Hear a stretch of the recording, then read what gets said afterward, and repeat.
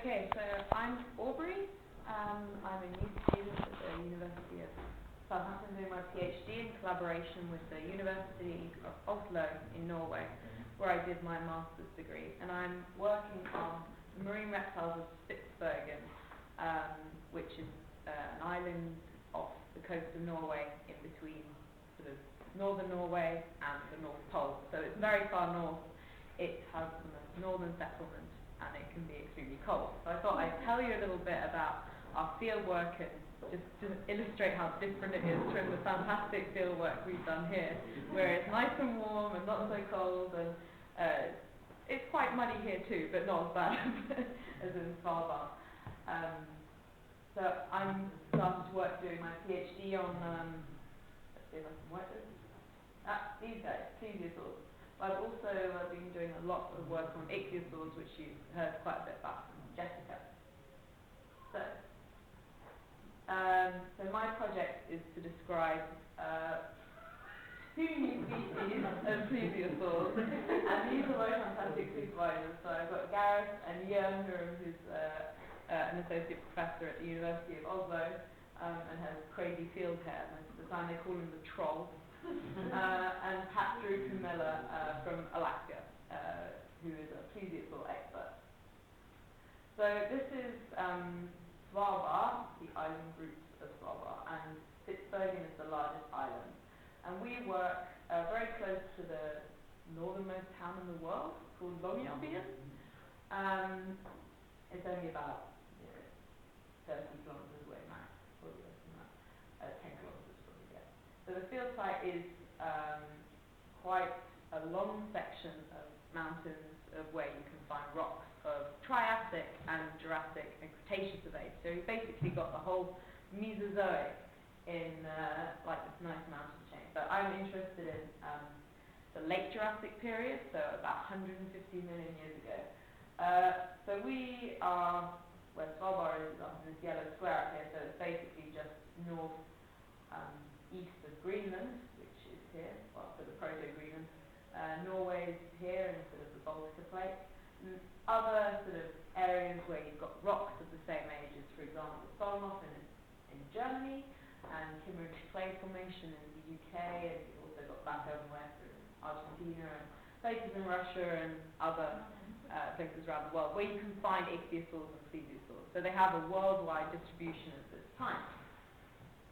So this is the section of rock which we've been, section of mountains we've been working on for the past 10 years pretty much. Since 2004 we've been excavating marine reptiles from this locality, and we've excavated up to about 40 individual specimens of plesiosaur and ichthyosaur, nearly sort of 50-50 divided in between the two. There's slightly more plesiosaurs than ichthyosaurs. And we've got some complete specimens and a lot of partial specimens. But we've also done a lot of work on like the stratigraphy and the microfossils and invertebrate fossils as well. So this is the section, wrong one. So this is the section of rock that we're working on. It's called the Slottmeyer member, part of the Agarthiel Formation, and it's very black shale, very sort of oil-rich black shale. And it is extremely rich in fossil vertebrates and invertebrates. And just in this small section here, we've had over, there's about 6 ichthyosaurs and 6 plesiosaurs, which took us about 2 to 3 years to excavate all of these. And these are massive animals, like some of them are. Gully, which is one of the specimens that I'm describing for my PhD, was about 7 meters long and took 2 years to excavate. So we're very effective at excavating these massive specimens. We're a team of about 15 people that go up every year and dig out these guys.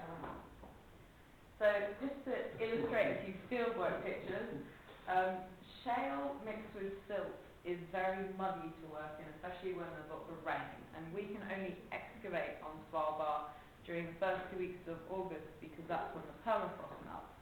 Because there is permafrost on Svalbard, and it's not very good trying to excavate a specimen when you can't even get through the ground. So we have to wait for it to melt a bit. But that makes it very muddy.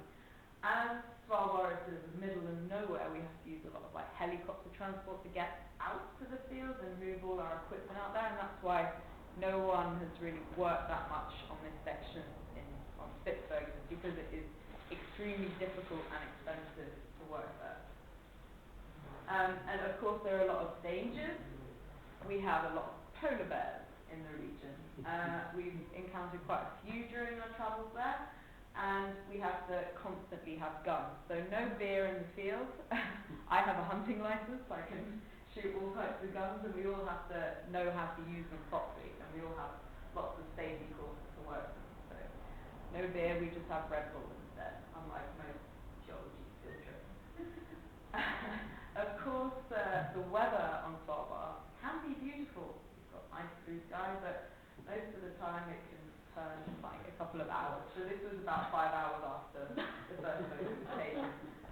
It's kind of a shock to wake up and you find everything's covered in snow and you can't find the specimen that you've been excavating the previous day.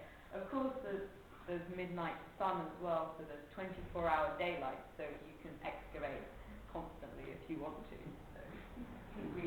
That's why we drink a lot of Red Bull, so that we can just keep on going.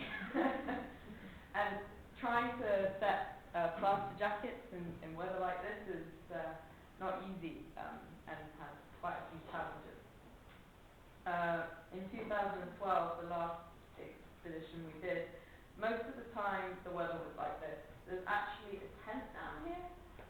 You can probably just see the outline there. You could not see anything, and it was really dangerous because you didn't know if there were any polar bears nearby, especially when you have people in the team that are called bjørn, which is the Norwegian word for bear.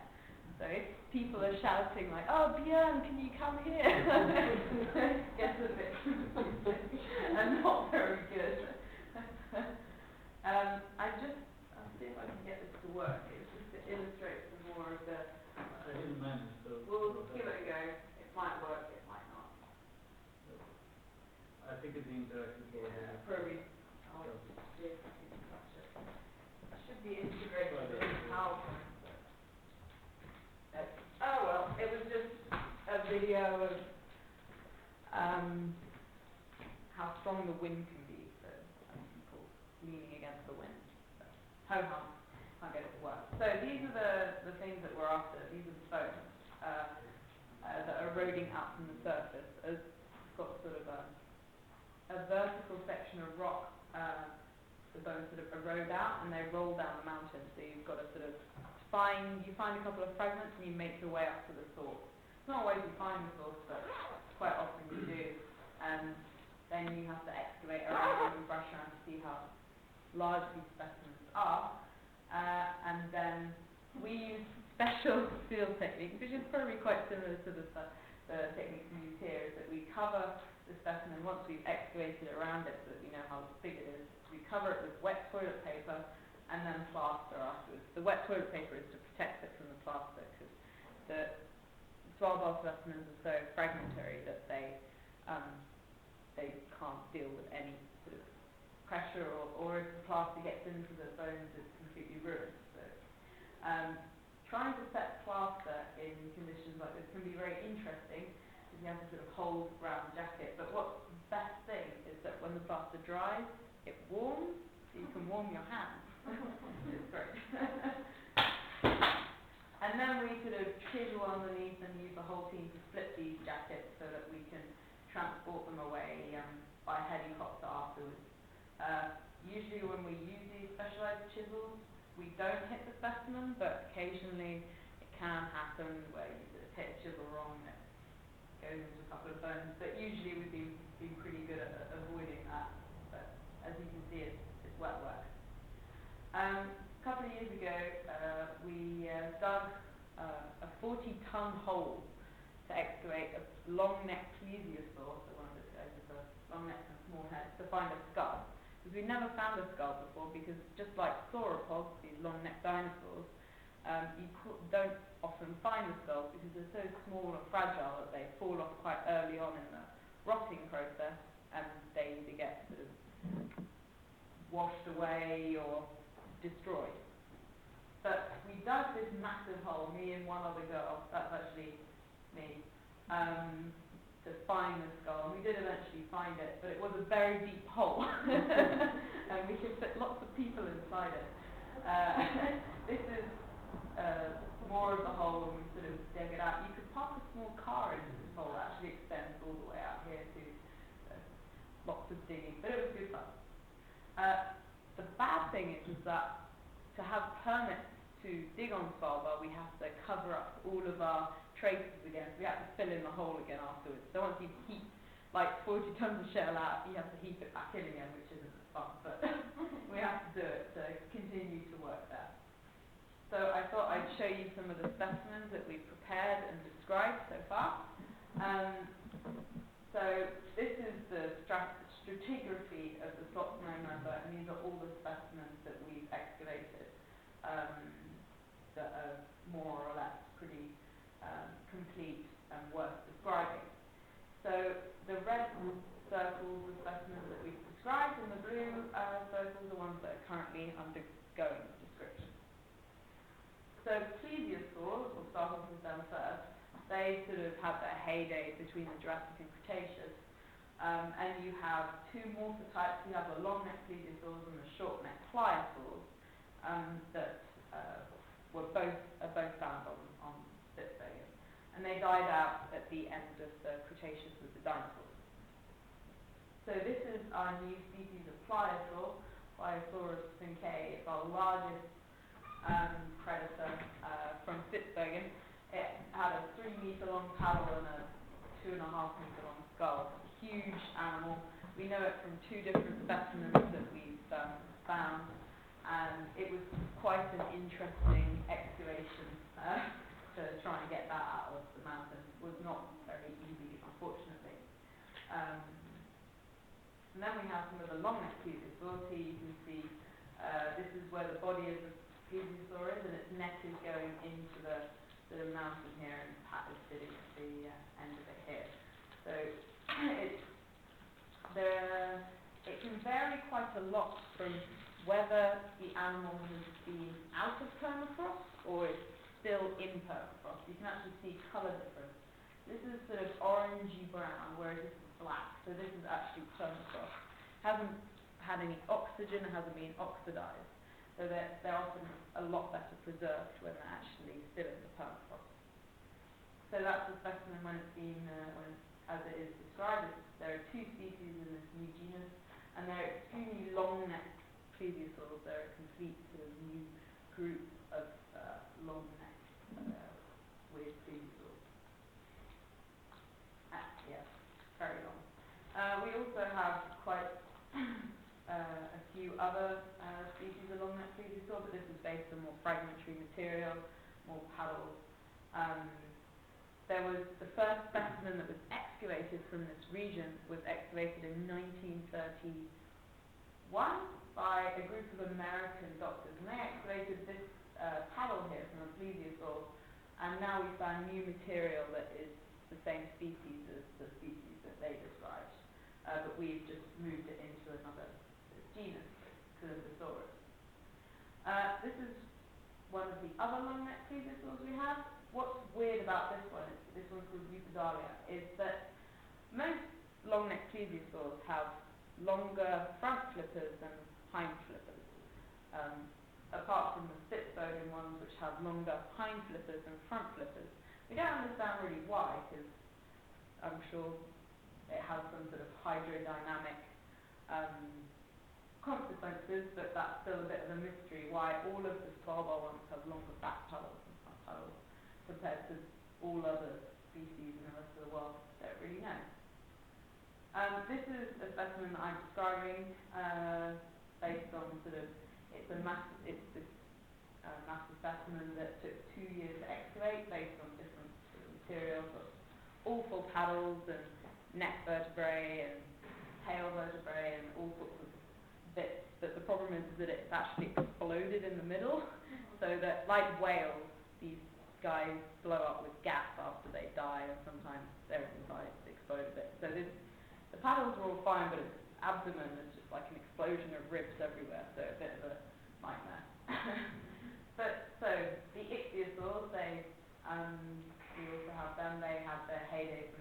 Triassic to about mid-Cretaceous. They died out before the dinosaurs did for unknown reasons.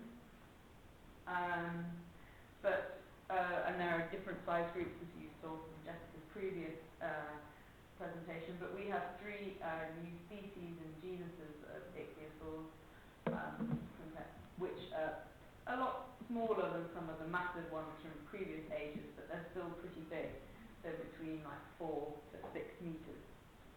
This is the first one. This is Palvania. Looks sort of slightly evil, but it's only an isolated skull. We didn't find the rest. This is the first thing that we actually excavated in 2004. But it's still so different from anything else that's described that it justifies being a new species and genus. This is our crown jewel, though. This is our complete ichthyosaur specimen. It's only missing the end of the tail, which is an extremely long specimen.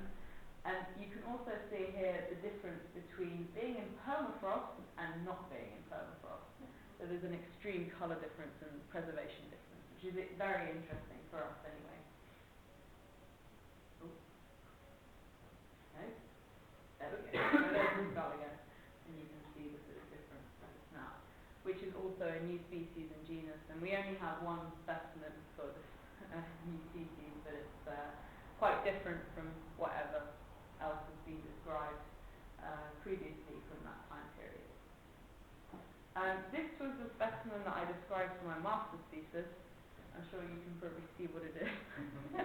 This is actually a skull that is from the surface material. This is a photo from the field. After, like, I think about 2,000 hours of prep, managed to get it into a more stable state. We also have the rest, the majority of the body as well, and this is a new species that will hopefully be published shortly. So, about the same size as Palvania, but slightly smaller than the massive ichthyosaur. This is its shoulder girdle here, which looks like a smiley face. But it's very well preserved for what is usually sort of found like Svalbard specimens, because you can see that it's quite sort of cracked, but it's still very 3D. And when you fit these together, they sort of slot all in together three-dimensionally, which is very useful and interesting for us. But anyway, if anyone has any questions, then feel free to ask me now or later. Hope you enjoyed my little introduction. Svalbard thing.